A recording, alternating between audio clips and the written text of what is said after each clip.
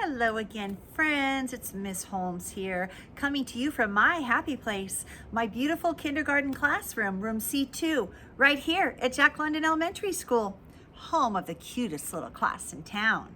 Now, before I share another awesome story for you today, I'd like to remind you that I still need your help, friends. I need you to please support me by subscribing to my YouTube channel.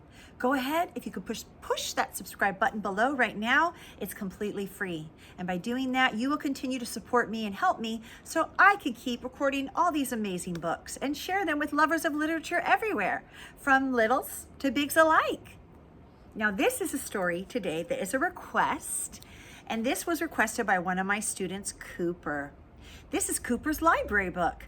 I took my class to the library today and we all got to check out a new library book, which is always the highlight of our week. And Cooper chose this one. It's titled On Beyond Bugs, all about insects.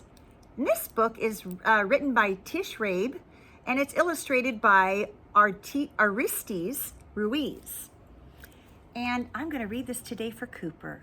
Okay, so thank you for loaning me your library book, Cooper. I hope you enjoy this, and I hope you enjoy it with us, friends.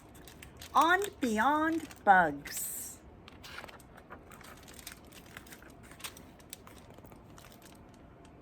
I'm the cat in the hat, and I'm glad that I found you. Right now, if you look, you'll see insects all around you. They live in the water, the earth, and the sky. Just wait, you'll soon see an insect go by. There are millions of them, and I will show some to you. Your mother will not mind at all if I do. Most insects you'll meet have hard shells and lay eggs. Oh, like the praying mantis, the butterfly. Here's the ladybug, the grasshopper, a black ant. They have wings and can fly, and they all have 6 legs. Spiders aren't insects. This news couldn't wait. Instead of 6 legs, every spider has 8. And that's true, my friends. Spiders are actually called arachnids. Arachnids, different from insects.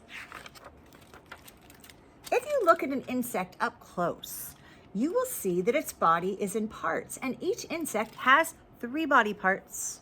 We see the head. This is our diagram here showing us the 3 body parts of an insect.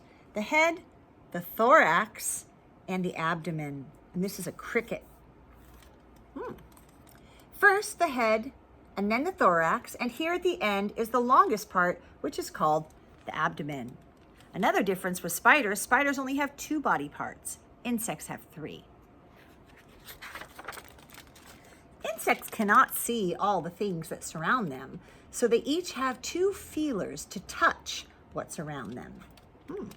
An insect has feelers on top of its head. Some look a lot like a thin piece of thread, while others look much more like feathers instead, right? They're antennae.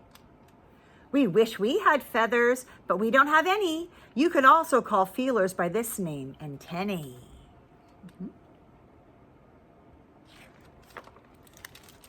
Watch an insect and see all the things that it does. Some can swim. That's the diving beetle. Some can jump. That's the dog flea. Ugh, look out for those. And some may crawl, like the pipivine caterpillar. Others chirp, like a cricket, flash, like a firefly, or buzz, like the bumblebee.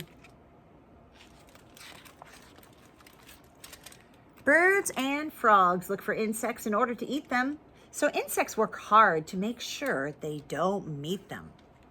Some, like this wasp, have bright colors that say, "Don't come near me, I'll sting you, so just stay away."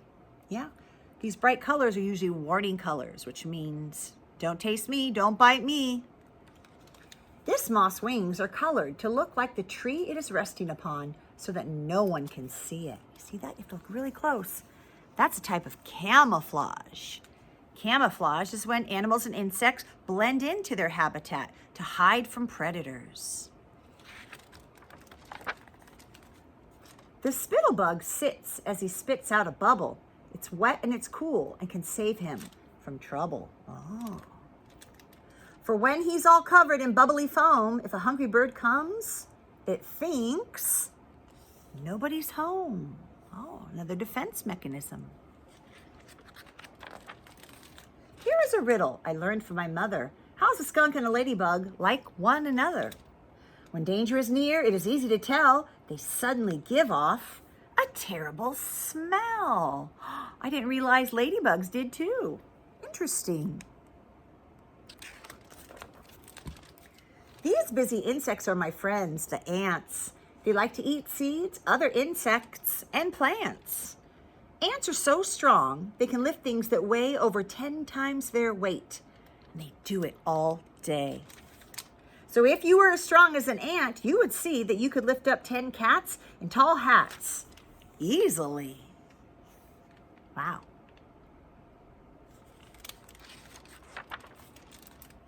Watch these honeybees, and I'm sure you'll agree that these bees are as busy can be. Worker bees collect food, and they keep the hive clean. They protect it from danger, and they wait on their queen. There she is. She must stay in one place. It is her job to lay dozens and dozens of eggs every day. So they take care of her. When a bee has discovered where food can be found, she goes back to her friends and starts dancing around. First she wiggles, then she waggles in circles, and so all the other bees know which direction to go. We can grow lots of flowers with help from the bees. They store dust from each flower in the back of their knees. Well, I didn't know that. That's interesting. This dust is called pollen. Next flower they find, when they land on it, they leave some pollen behind. Yes, I did know that they left pollen behind, and that's how they pollinate, but I didn't realize they had it in the back of their knees. Clever. Some insects I know can be unwanted guests. Fleas, flies, and mosquitoes can really be pests. Fleas live on cats, dogs, rats, hamsters, and mice. Their bite is quite itchy, which isn't too nice. But they're wonderful jumpers. Why, if we were fleas, we'd jump over a house, and we'd do it with ease. It's impressive.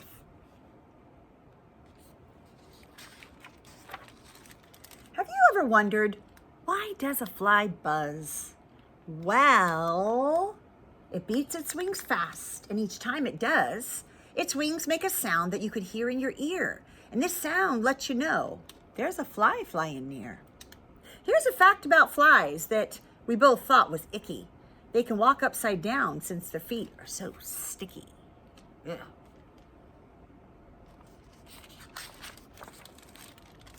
I don't think mosquitoes are very polite. When they're hungry, they land, and they sting when they bite. But it's only the female mosquitoes that do. Male mosquitoes will never come bothering you. Another interesting fact I just learned. Caterpillars do something you might think is strange. They start out as one thing, and then one day they change. Some spin a small house on a branch just like this. And in this home that they make, it's called a chrysalis. And this is where they make their change. If you watch it, you'll see when a few weeks go by, it turns into a beautiful new butterfly. Yes, from caterpillar to chrysalis to beautiful butterfly. Here's a quick fact that we both thought was neat. Butterflies can taste their food with their feet. That's something. On warm summer evenings, you may see the light of fireflies flashing on and off in the night. They are like tiny flashlights that float in the sky, and if you want to catch them, it's all right to try. Use a jar with a lid and watch them glimmer and glow. Then open the jar up and let them all go.